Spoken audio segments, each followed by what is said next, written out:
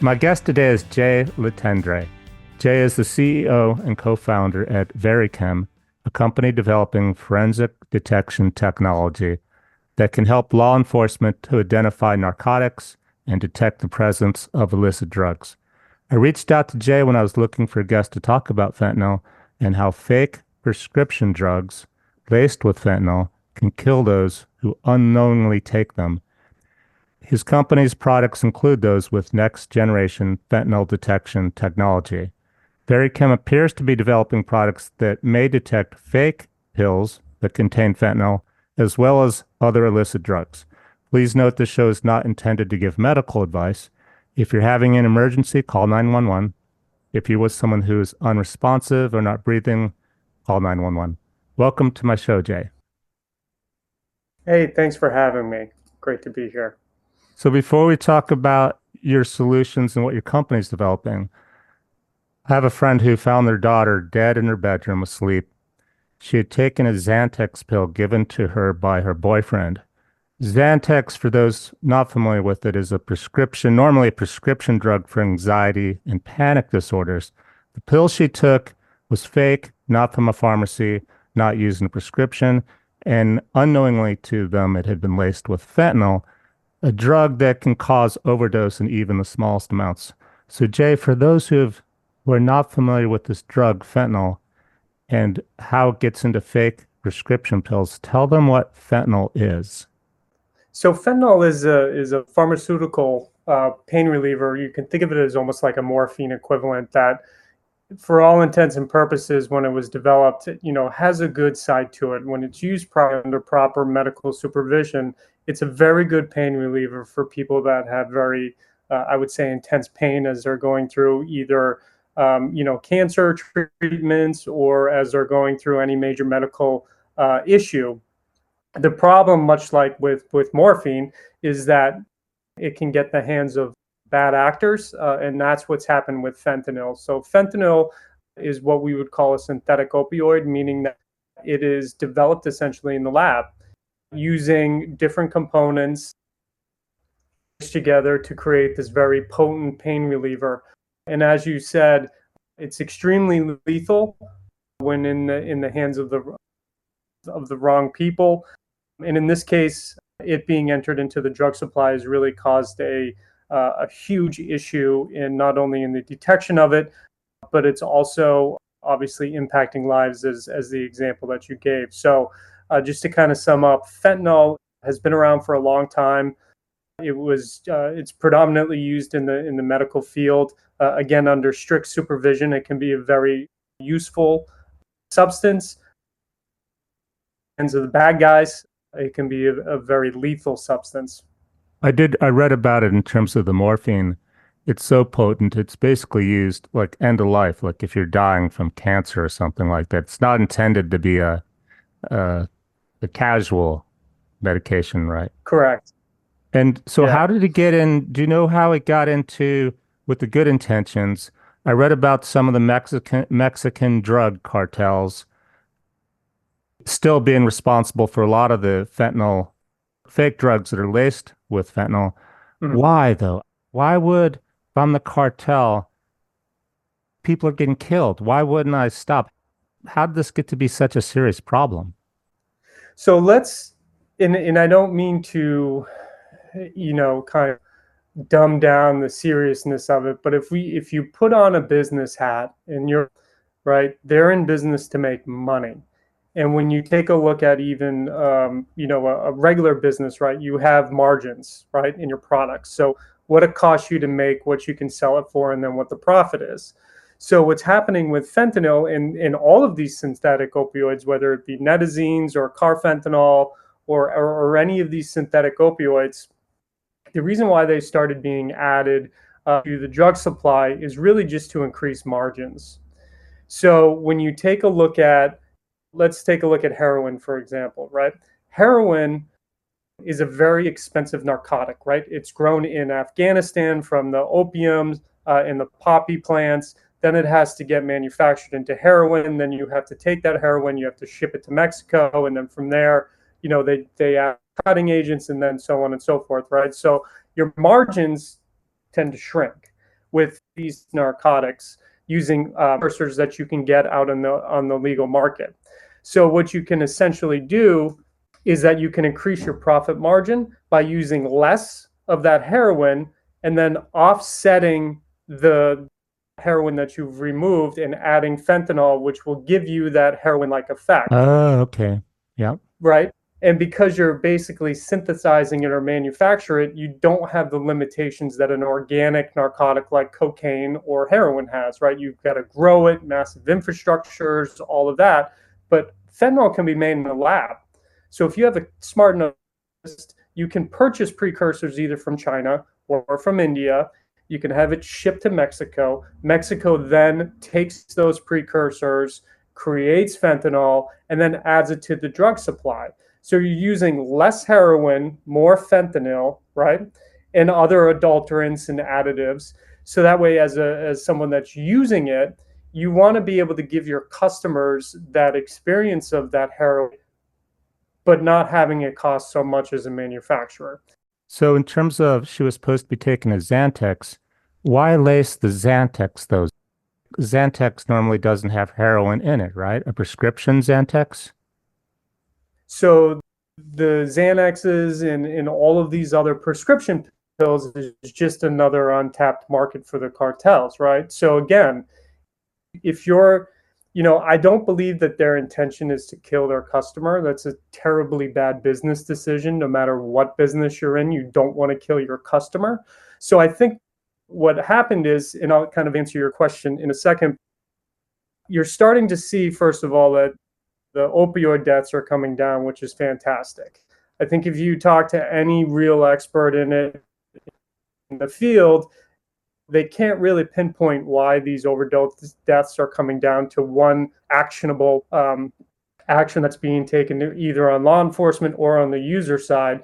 I think what's happened is that the cartels have figured out how to fine-tune fentanyl in that they still get all the advantage of having a synthetic opioid in there, which keeps their margins up, but they fine-tune it in a way where now they're not really killing people. They've found the right formula for it where it still gives that high, which keeps people coming back, but it's not killing folks. On the other side of that, you've had this proactive push of Narcan into the field, which is reversing opioid deaths. And then, of course, you have the law enforcement side of things where they're really capturing a lot at the borders, which is, again, fantastic. So the deaths are coming down. I think one reason oh, by the way, for people listening, it's not just Xanax, it's Percocets and Oxycontin and can be some other drugs.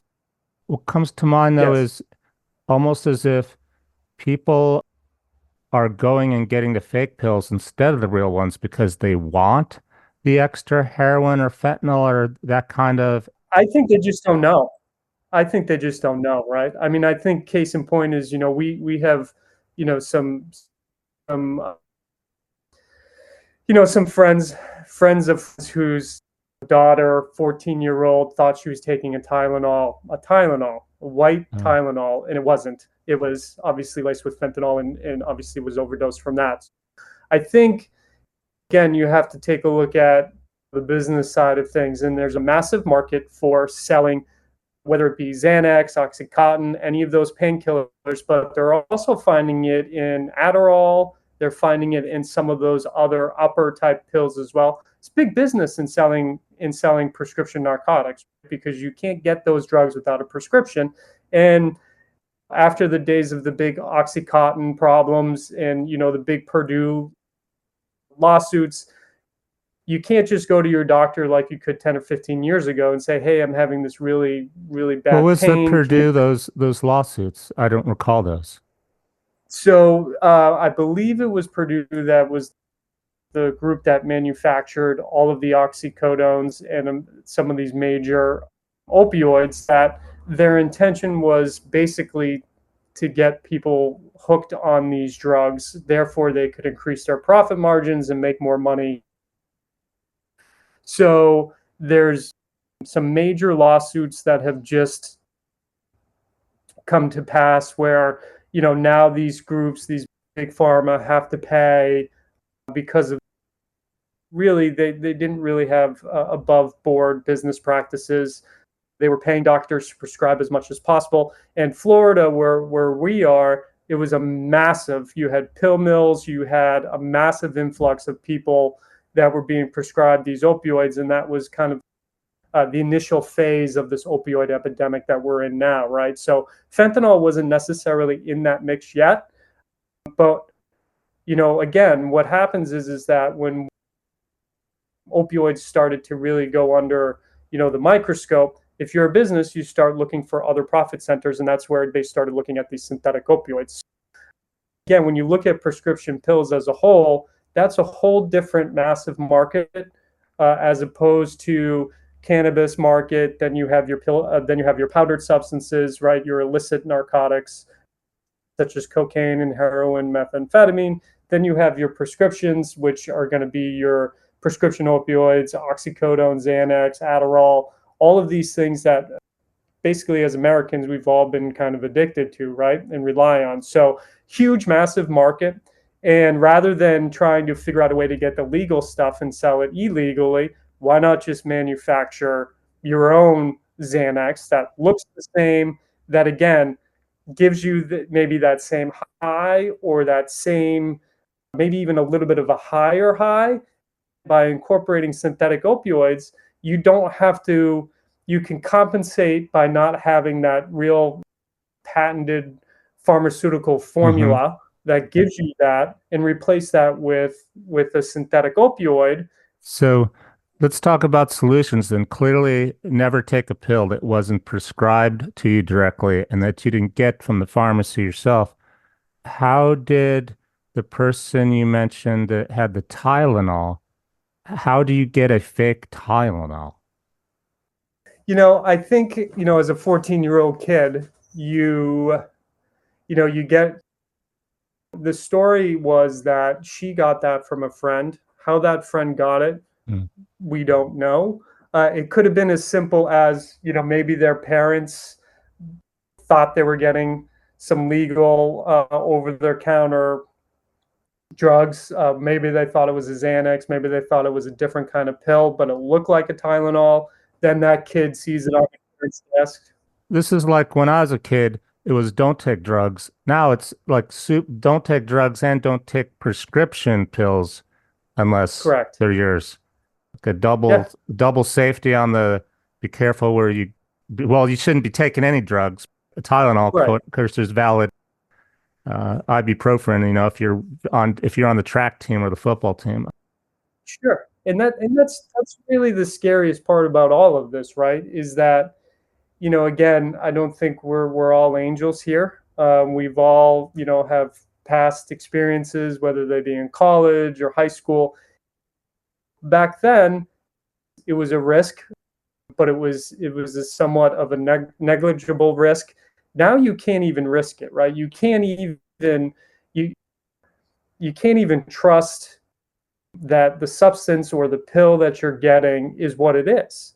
So the recommendation is now you just can't do anything. And even if you know the source, it's not a very good idea to be putting any kind of pills or powders in your body in this day and age, just because of the dangers, not only of fentanyl, but all of the other different synthetic opioids that are entering into the drug supply. It's just not, you just can't experiment anymore. Right. This isn't the 1970s. It's not the 1980s. A little bit of fentanyl, as much as a pencil tip, it's lethal. A grain of salt is what I read, a grain of salt. Yeah, and the scary thing is that you have these other analogs of fentanyl, which are, think of them as like stepchildren, where they take that formula, then they modify it even more. And now you have this danger called carfentanil. Carfentanil is 100 times more dangerous and lethal than fentanyl, and it's even less of a amount that's needed or required to kill you. So if you think about how difficult it is to find fentanyl, now you have to magnify that. You have to go even granular to find carfentanil. And some of these synthetic opioids that they're coming out with and adding to the drug supply don't react to Narcan. So right now there's somewhat of this false. So this was part of the solutions that I was going to ask you about that I don't see as real solutions. They're test strips, kind of like pregnancy test strips you can use to see if something has fentanyl. But as you mentioned, there's other opiates besides fentanyl. And then there's the Narcan, which you just mentioned, which is if you have an overdose, you take it. But fentanyl can last longer in your bloodstream, and there's it's hard to find a solution that way, right? Yeah, so Narcan is has been proven to show to reverse the effects of fentanyl overdosing, which again is great, but that's just like you said, that's just fentanyl, right? So they've also instituted a lot of these fentanyl test strips that are great for testing fentanyl, but they don't test for other things. Hmm. So as the drug supply line is dynamic, it's not static. Like anybody else, these drug manufacturers are looking to always one up themselves over law enforcement. So fentanyl, listen, I think all of these things are fantastic, and it's a great way, obviously, to help reduce the number of deaths. But Narcan only works with fentanyl and some other opioid overdoses. So Narcan again is something you would take if you thought you had an overdose. It's like the antidote, right? correct. Yep. Um, But so there are some other substances that, if you have carfentanil, or there's another substance that's being added called BTMPS, which is an industrial chemical that's used in the manufacturing of plastics to help prevent UV fading. And now they're adding that into the drug supply. That, along with xylazine and some of these other netazines, don't react to Narcan. mm. So if you get overdose on one of those substances, Narcan is not going to bring you back. So your products or your company, which I want to get to now, it almost seems like you're the type of work you do to detect illicit drugs and fentanyl. The way you described them, how they continuously come up with new ways to modify the drug, it sounds to me like you're the security on Google or my computer. You keep needing to update the security system. Yeah, so our solution is very novel. So a little background, the device and the technology was developed out of Harvard University, out of George Whiteside's lab. George Whitesides is one of the most well-renowned and recognized chemists across the globe. It utilizes what they call magnetic levitation, and most people think of high-speed trains when we mention that. But the best way to think of it is we utilize two magnets. We don't have any power, any computer chips. So we have two magnets, and this is what the device looks like. It's very simple. You have two magnets right here, and then we have a patented fluid that when you add a powdered substance to it, or a powdered mixture, like a street drug mixture that you would get on the, from a drug dealer on the side of the road, when you put it into our fluid and put it between the two magnets, it starts to reverse engineer that mixture.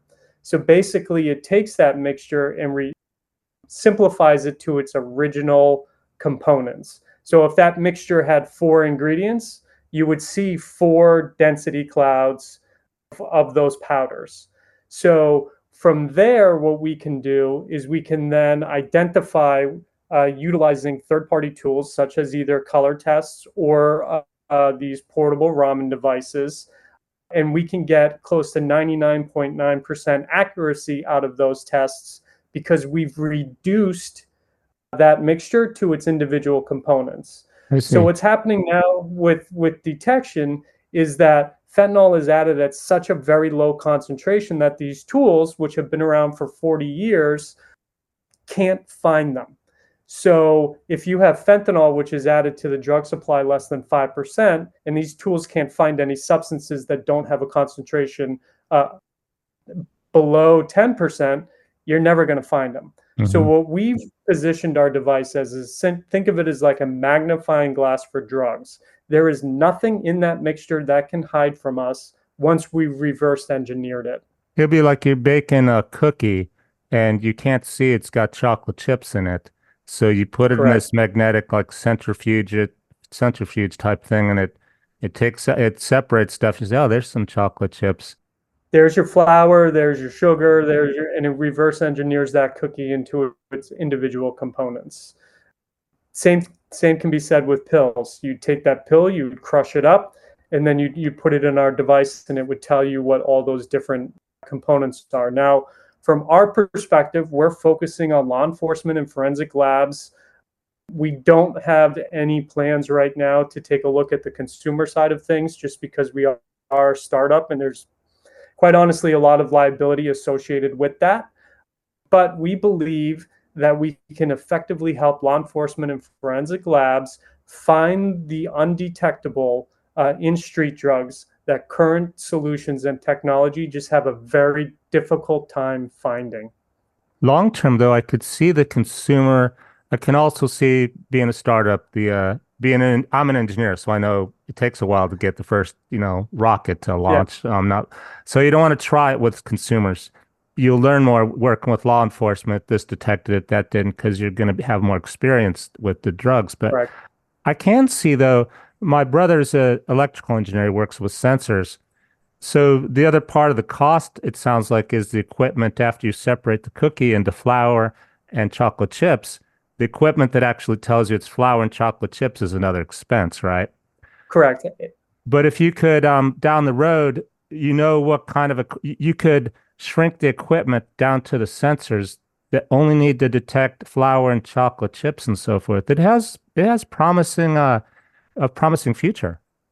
We have a pretty robust roadmap that incorporates components of that. We are, in a we have a very unique position in that, again, once we've reduced it down and simplified it and concentrated all of those different components, there's a few different ways you can do detection, right? So on the surface of it, the maglev itself, based on density, can, for all intents and purposes, identify what that substance is. For example, we know because we've done tests at a DEA lab using the maglev in real street samples, we know what the density of fentanyl is. So in theory, from a presumptive perspective, law enforcement could take a look at those separations and we could tell them, hey, if you see a cloud or a substance floating right here, chances are that it's methamphetamine or it's fentanyl based on the density of that chemical. Now, we also know that law enforcement has also invested heavily in a lot of these technologies. And coming from the tech side of things, we know that organizations don't like to replace massive expenses that they've already sunk money into. And that's why what we're saying initially is keep your portable laser devices and even your color tests. We can make them better. So we can reduce the amount of errors, we can increase the accuracy, all with a very low cost, simple, easy to use solution that can be included in your identification workflows without you having to invest another, 10, 15, 20, 30. I mean, you're talking about a device that's less than $2,000. hmm So what's the difference between on your website? We've been talking about the maglev lab device, and there's also a maglev field and a Yeah, maglev ID. yeah. So we, as I said, we have on our tech roadmap, and actually are working on right now this particular device. Think of it as almost like your desktop computer. So your desktop computer, in theory, you could use it out in the field. You could bring extension cords out there. You could set it up and you could use it, but it's not very conducive to that environment.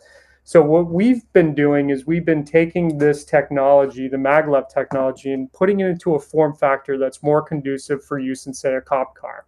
So same technology, just a different design, more conducive for law enforcement in the field. So that's the field device. As far as the identification goes, without giving too much away, we are looking at incorporating identification technologies into our device, where not only will the separation occur, but also that identification all in one device. So hmm law enforcement won't have to rely on color tests and portable laser devices. They would have What is one. a typical law enforcement application like in the field look like? Because part of my various jobs that I've done, I've been in environmental testing, and I used to get calls to do, because I'm kind of environmental chemistry expert, forensic guy myself, to see if a house or a building had been used as to make methamphetamine. Sure. At first, I'm like, okay, I'm your guy because I'm an engineer and I you tell me what you're looking for and what kind of chemicals.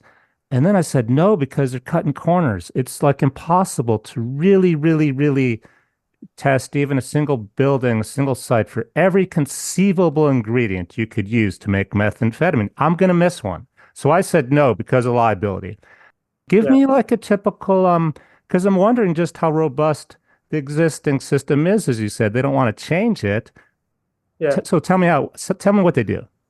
Yeah. So law enforcement basically utilizes two different kinds of technology to identify narcotics. They use what are called wet chemistry tests, or these NIC2 color tests that have been around, over 50 years, where basically you have a little plastic baggie, and inside of it you have these two glass tubes that have what they call reagents in them, and those contain chemicals.